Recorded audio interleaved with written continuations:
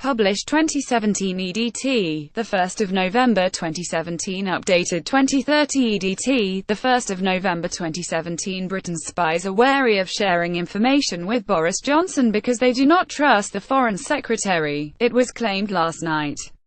Officials at the Foreign Office are also unhappy with Mr. Johnson's style and behaviour, according to the political journal New Statesman. Yesterday the Foreign Secretary was forced to defend his approach to humour, hitting back at suggestions his jokes were damaging Britain's relationships with other countries.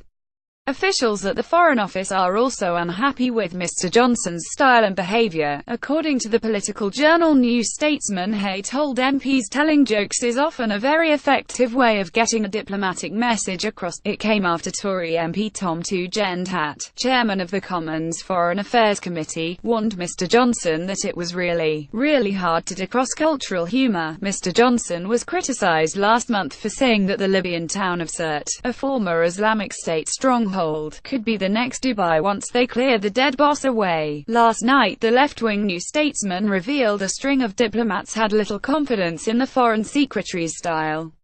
Mr. Johnson was criticised last month for saying that the Libyan town of Sirte, a former Islamic State stronghold, could be the next Dubai once they clear the dead boss away. The article said even his ministerial team at the Foreign Office is said to be unhappy. The intelligence services are believed to be wary of sharing sensitive information with him, and on occasion relations with his instinctively Europhile civil servants have been strained. It quotes one source as saying there are moments when he says, "Come on, we've got to make this work.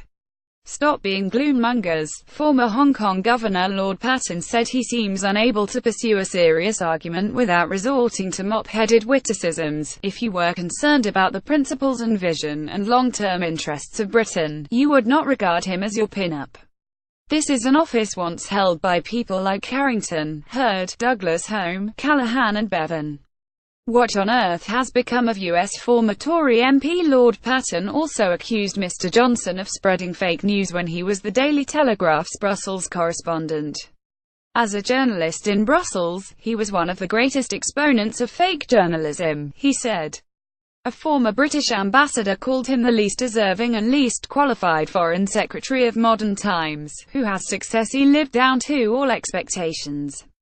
Another said Churchill would have thought he was a second-rate Chancellor. A senior European diplomat said Mr. Johnson was not taken seriously as a foreign policy actor and was damaging British interests, while many of his European counterparts positively dislike him. Sir Nigel Sheinwald, a former ambassador to the US and the European Union, said his style gets in the way of handling foreign relations in a serious, responsible way at a time of real difficulty for this country. "I don't think he's been at all helpful to the UK national interest, and I think that's very regrettable indeed." Mr. Johnson appeared before Mr. Tugendhat's committee yesterday, where he said it was a little bit condescending to think those in other countries did not have a sense of humour. "Sometimes actually people greatly appreciate you are talking to them in an informal way while subtly getting the point across," Mr. Johnson said.